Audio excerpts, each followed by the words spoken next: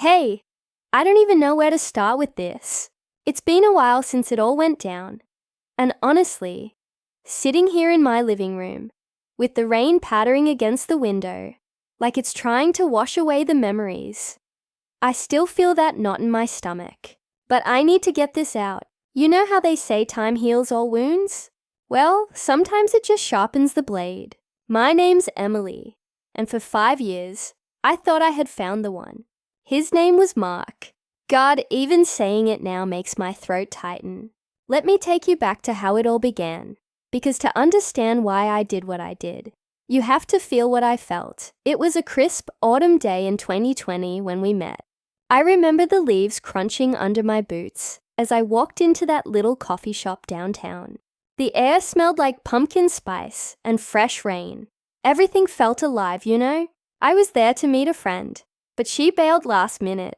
So I'm sitting alone, scrolling through my phone, when this guy walks up, tall, with that easy smile, wearing a flannel shirt that looked like it was made for him. "Mind if I join you?" he asked, holding 2 coffees like he'd already decided. I laughed, nervous but intrigued. We talked for hours. He was a marketing exec, ambitious, funny, the kind who makes you feel like you're the only person in the room. By the end of that afternoon, with the sun dipping low and casting this golden glow through the windows, I had his number.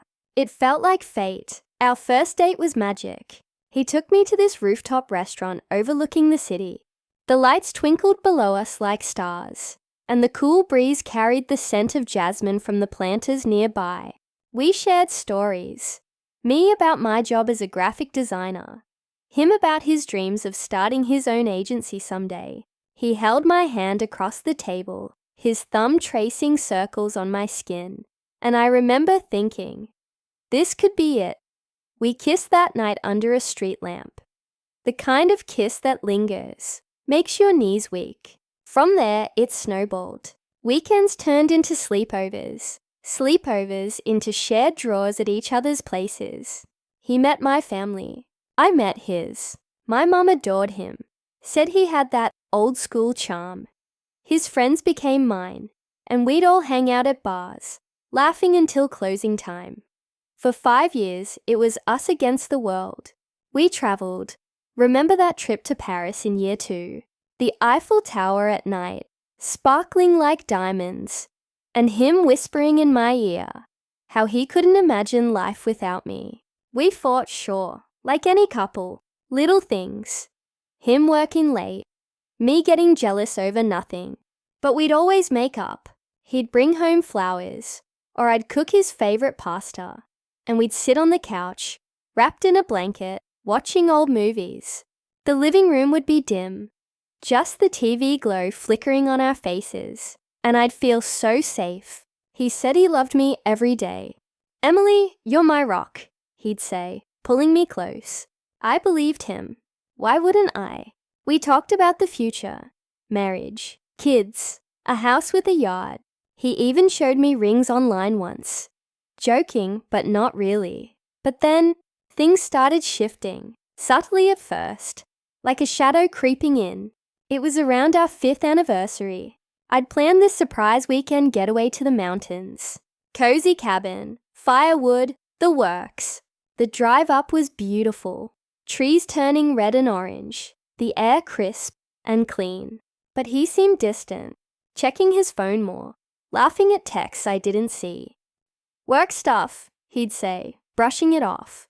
That night, by the fire, with the flames crackling and casting warm light on the wooden walls, I tried to talk about us. "Where do you see us in 5 more years?" I asked, my voice soft, hopeful. He paused, stared into the fire. "I don't know, Em. Things are complicated right now." My heart skipped. Complicated? What did that mean? The weeks after that were a blur of unease. He'd come home late, smelling like perfume that wasn't mine. I'd find receipts for dinners I didn't eat, bars I didn't go to. I'd ask, and he'd get defensive.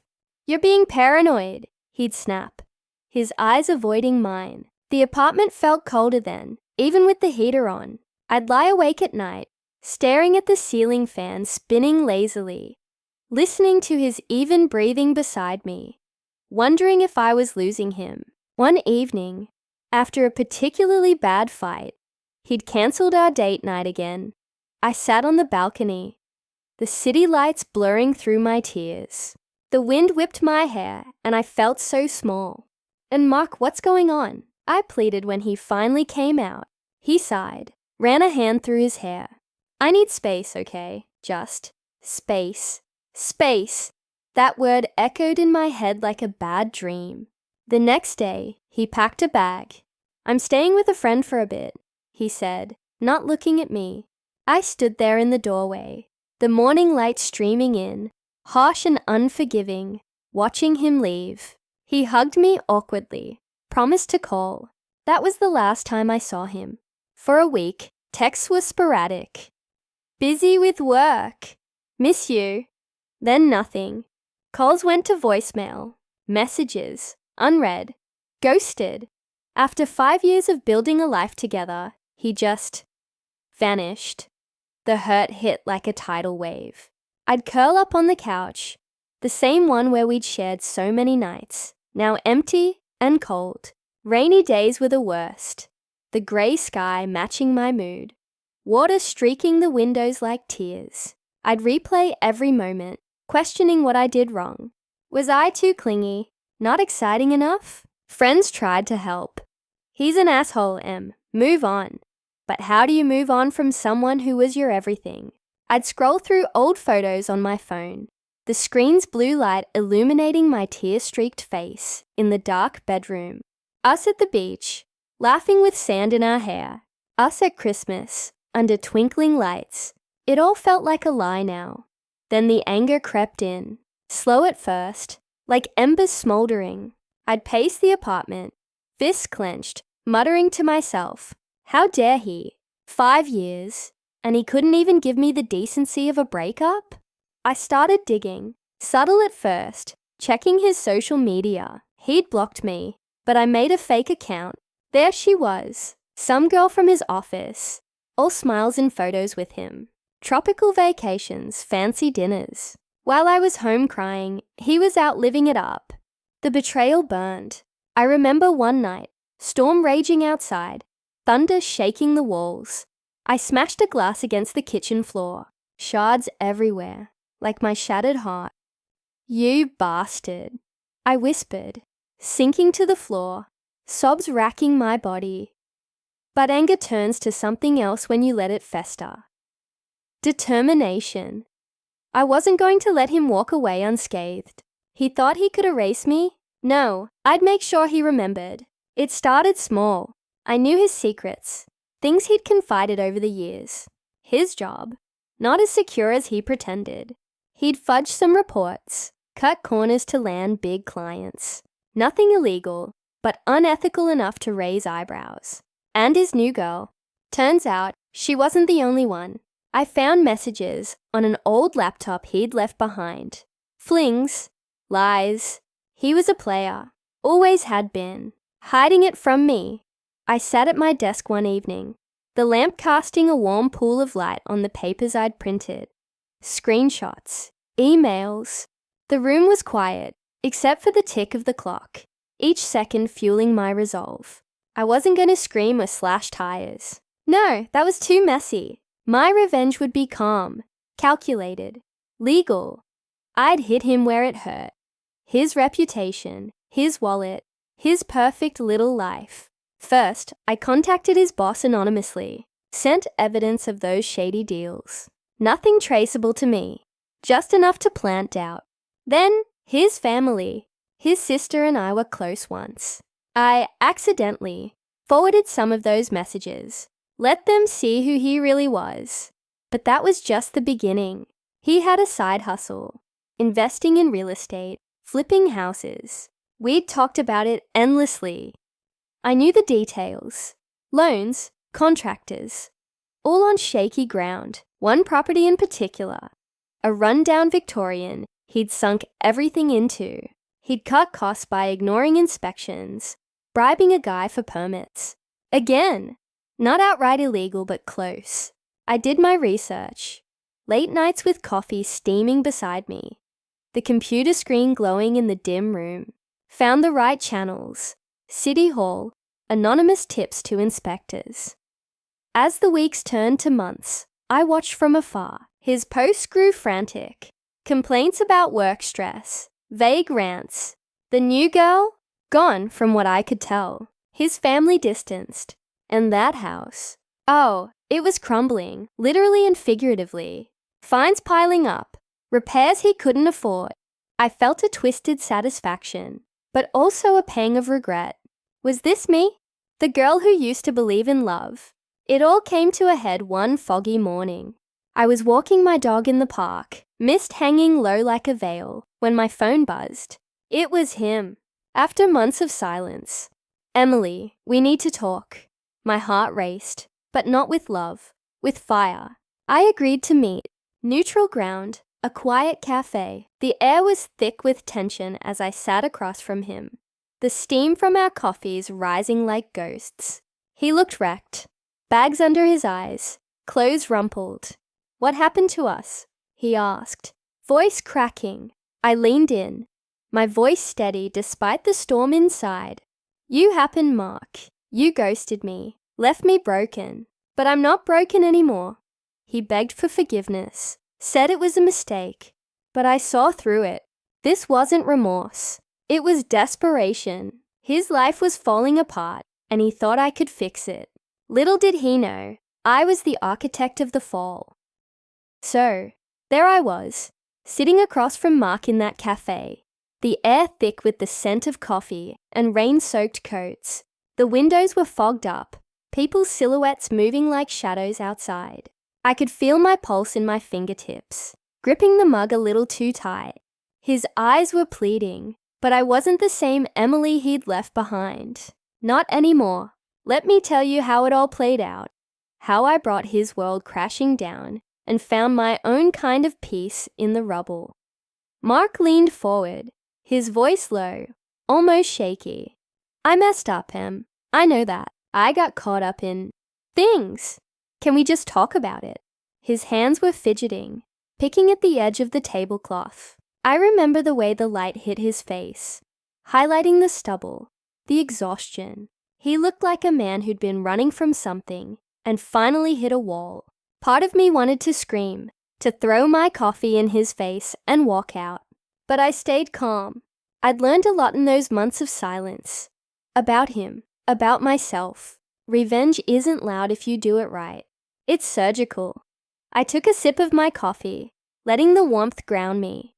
You want to talk? Fine, but you start. Why'd you leave, Mark? 5 years, and you just disappeared. My voice was steady, but inside, I was burning. The cafe was quiet, just the hum of conversation from other tables, the clink of cups. He shifted in his seat, looking away, out the window where the rain streaked down like tears on glass. I panicked, he said finally.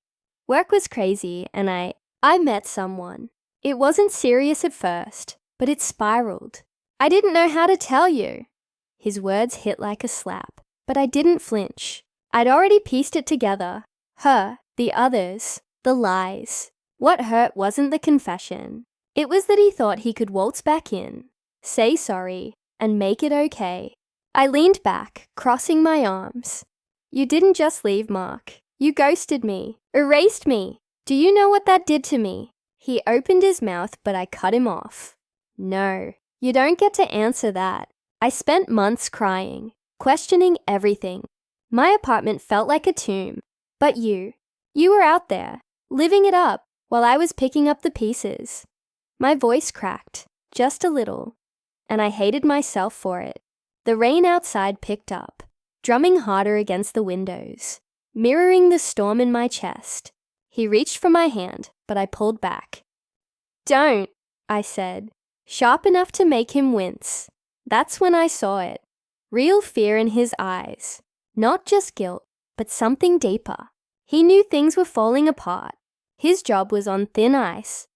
I'd made sure of that with those anonymous tips about his shady reports. His boss had started digging, and Mark's charm wasn't enough to save him anymore. His family wasn't talking to him much either. Not after his sister got those screenshots I'd accidentally sent. And that house, his precious investment, the city had slapped him with violations. Fines he couldn't pay. The Victorian was a money pit now, rotting from the inside out, just like his lies. "Emily, I'm sorry," he said, voice breaking. "I lost everything. My job's a mess. My family's pissed. And that house, it's killing me. I didn't mean for this to happen." I almost laughed. Didn't mean for it to happen. Oh, but I did. Every move I'd made was deliberate. A slow unraveling of his perfect little world. I'd spent nights in my apartment, the glow of my laptop screen, lighting up my face as I researched city codes, permit laws, anything I could use. I'd called in tips, not just to inspectors, but to his lenders, hinting at discrepancies. Nothing illegal, just enough to make them look twice. I'd even tipped off a local blogger who loved exposing shady real estate deals. She ran a piece on questionable investments in the area, and guess whose name came up? But sitting there, watching him crumble, I felt a twinge of something else. Not guilt, exactly, but weight, like I was carrying the wreckage of us both. I pushed it down. "You think you're the only one who lost something?" I said, my voice low, controlled. "You took 5 years of my life, Mark. You made me feel like I wasn't enough. So yeah, I made sure you felt what it's like to lose." His eyes widened, like he was finally putting it together. "What did you do?" he whispered. I didn't answer right away. I let the silence stretch, let him squirm. The cafe felt smaller now, the air heavy with the truth hanging between us. Outside, a car horn blared, muffled by the rain. "I didn't do anything you didn't bring on yourself," I said finally. "You cut corners, lied to everyone. Me, your boss, your investors. All I did was shine a light on it." His face went pale, and for the first time, I saw him as he really was. Not the charming guy from the coffee shop, but a coward who thought he could outrun his choices. I stood up, tossing a few bucks on the table for my coffee. "You're not my problem anymore, Mark. Fix your own mess." I walked out into the rain, not looking back. The cold water soaked my hair, my jacket, but it felt cleansing, like it was washing away the last of him. I stood under a street lamp for a moment, the light cutting through the mist, and took a deep breath. The city smelled of wet asphalt and possibility. The weeks that followed were quieter. I kept tabs though, couldn't help it. His LinkedIn profile went dark, probably because he got let go. The house went into foreclosure. I saw the listing online, marked as is, with a price so low it screamed desperation. His social media was a ghost town, no more flashy posts. I heard through a mutual friend he'd moved to a smaller apartment, alone. His sister reached out to me once, apologizing, saying she hadn't known the real Mark either. I didn't respond. That chapter was closed. As for me, I started healing, slowly. I redecorated the apartment. New paint, new curtains, bright colors to chase away the gloom. I'd sit on my balcony at night, the city lights twinkling below, and feel lighter. I threw myself into work. Landed a big client who loved my designs. I started going out again, laughing with friends, even went on a date or two. Nothing serious, but it felt good to be seen, to be wanted. One evening, as the sun set and painted the sky in hues of pink and gold, I realized I wasn't angry anymore, not at him, not at myself. I'd taken back my power. Looking back, I don't regret what I did. Maybe that makes me sound cold, but it's the truth. He broke me, and I rebuilt myself stronger. I didn't break the law, didn't hurt anyone. I just held up a mirror to his life and let him face the reflection. Justice, I guess you could call it, or maybe just balance. Either way, I'm okay now. I'm sitting here. The rain's still falling outside. A candle flickering on my coffee table, casting soft shadows on the walls. Life's not perfect, but it's mine again. And Mark, He's out there somewhere, picking up his own pieces. I hope he learns from it. I did.